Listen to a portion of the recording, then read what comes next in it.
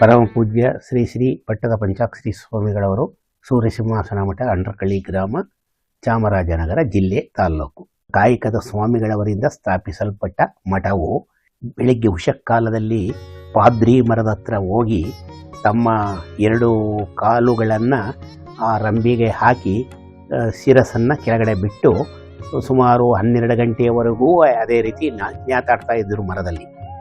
ಆಗ ಈ ಗ್ರಾಮದ ಮುಖಂಡರು ಹೋಗಿ ₹1 ಅಂದರೆ ತೂತು ಬಿಲ್ಲಿ ಆಗ ಅದನ್ನು ವೀಳ್ಯದ ಎಲೆಯಲ್ಲಿ ಇಟ್ಟು ಧ್ಯಾನಮಗ್ನರಾಗಿರ್ತಕ್ಕಂಥ ತಲೆಯ ತಳಭಾಗದಲ್ಲಿ ಆ ವೀಳ್ಯದ ಎಲೆಯನ್ನು ಇಟ್ಟು ಆ ಕಾಸನ್ನು ಇಟ್ಟು ಬರ್ತಾಯಿದ್ರು. ಇವರು ಧ್ಯಾನವನ್ನು ಮುಗಿದ ನಂತರ ಅವರು ಕಣ್ಣು ಬಿಟ್ಟಾಗ, ಅಂದರೆ ದೃಷ್ಟಿಯನ್ನು ಬಿಟ್ಟಾಗ, ತಮ್ಮ ಧ್ಯಾನವನ್ನು ಬಿಟ್ಟು ಮರದಿಂದ ಕೆಳಗಡೆ ಇಳಿದು ಆ ₹1 ತೆಗೆದುಕೊಂಡು ಮಠದಲ್ಲಿ ಬಂದಂಥ ಭಕ್ತರಿಗೆ ಅದರಲ್ಲಿ ದಾಸೋಹವನ್ನು ನಡೆಸ್ತಾ ಇದ್ರು. ಅವರ ಕಾಲಾನಂತರ ಪಂಚಾಕ್ಷರಿ ಸ್ವಾಮಿಗಳು ಅಂತ ಬಂದರು.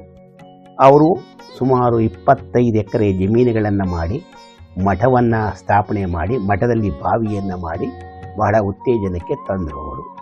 ಅವರು ಕಾಶಿಯಲ್ಲಿ ವಿದ್ವಾಂಸರು. ಅವರ ನಂತರ ಪರ್ವತ ಸ್ವಾಮಿಗಳು, ಅವರು ಜ್ಯೋತಿಷಿ ವಿದ್ವಾನ್, ಅವರೂ ಸಹ ಕಾಶಿಯಲ್ಲಿ ಪಾರಂಗತರಾಗಿ ಒಳ್ಳೆ ವಿದ್ವಾಂಸರಾಗಿದ್ದರು. 3ನೇವರು. 4ನೇವರು ಮಲ್ಲಿಕಾರ್ಜುನ ಸ್ವಾಮಿಗಳು ಅಂದ್ಬಿಟ್ಟು ಅವರು ಹೆರಗಂಬಳ್ಳಿಯಲ್ಲಿ ಲಿಂಗೈಕ್ಯರಾದರು. ಪರ್ವತ ಸ್ವಾಮಿಗಳವರಿಂದ ನನಗೆ ಸಿದ್ಧಗಂಗೆಯಲ್ಲಿ ನಾನು ವ್ಯಾಸಂಗವನ್ನು ಮಾಡ್ತಾಯಿದ್ದೆ. ಶಕ್ತಿ ವಿಶಿಷ್ಟಾದ್ವೈತ ವಿದ್ವತ್ತನ್ನು ಪ್ರಥಮ ಶ್ರೇಣಿಯಲ್ಲಿ ಉತ್ತೀರ್ಣನಾಗಿ ಶ್ರೀಮಠದ ಜವಾಬ್ದಾರಿಯನ್ನು 69ನೇ ಇಸ್ವಿಯಲ್ಲಿ ನಾನು ಪಟ್ಟಾಧಿಕಾರವನ್ನು ಸ್ವೀಕಾರ ಮಾಡಿದೆ. ಪಟ್ಟಾಧಿಕಾರವನ್ನು ಸ್ವೀಕಾರ ಮಾಡಿದ ನಂತರ ಸಿದ್ಧಗಂಗಾ ಶಿವಕುಮಾರ ಸ್ವಾಮಿಗಳು, ಸುತ್ತೂರು ಜಗದ್ಗುರುಗಳ ಅವರ ದಿವ್ಯ ಸಾನ್ನಿಧ್ಯದಲ್ಲಿ ಪಟ್ಟಾಧಿಕಾರ ಮಹೋತ್ಸವವು ಬಹಳ ವೈಭವಪೂರ್ಣ ರೀತಿಯಲ್ಲಿ ನಡೆಯಿತು. ಮತ್ತು ಸಾಯಂಕಾಲ ಪಲ್ಲಕ್ಕಿ ಉತ್ಸವವು ನಡೆಯಿತು.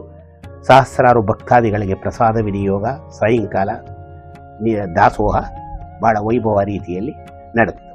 ನಂತರ 16ನೇ ವಯಸ್ಸಿನಲ್ಲಿ ಸಿದ್ಧಗಂಗಾ ಕ್ಷೇತ್ರಕ್ಕೆ ನನ್ನನ್ನು ಪೂಜ್ಯರು ಈ ಮಠಕ್ಕೆ, ನಮ್ಮ ಮಠಕ್ಕೆ ಬರಲಿ, ಅಲ್ಲಿ ವಿದ್ಯಾಭ್ಯಾಸವನ್ನು ಮಾಡಲಿ, ವ್ಯಾಸಂಗವನ್ನು ಮಾಡಲಿ ಅಂತ ಕರ್ಕೊಂಡು ಹೋಗಿ ಅಲ್ಲಿ ಶಕ್ತಿ ವಿಶಿಷ್ಟ ದ್ವೈತ ವಿದ್ವತ್ತನ್ನು ಪ್ರಥಮ ಶ್ರೇಣಿಯಲ್ಲಿ ಮಾಡಿ ಇಂಗ್ಲೀಷ್ ಮಾಧ್ಯಮದಲ್ಲಿ BA ಪದವಿಯನ್ನು ಮಾಡಿ ನಂತರ ಮಠದ ಜವಾಬ್ದಾರಿಯನ್ನು ವಹಿಸಿಕೊಂಡು ಇವಾಗ ಶ್ರೀಮಠದಲ್ಲಿ 4 ಬಾವಿಗಳನ್ನು, ಪಂಪ್ಸೆಟ್ ಬಾವಿಗಳನ್ನು ಮಾಡಿ ಕಬ್ಬು, ಮಾವು, ತೆಂಗು ಬೆಳೆಗಳನ್ನು ಬಹಳ ವೈಭವ ರೀತಿಯಲ್ಲಿ ವ್ಯವಸಾಯವನ್ನು ಮಾಡ್ಕೊಂಡು ಹೋಗ್ತಾ ಇದ್ದೀನಿ.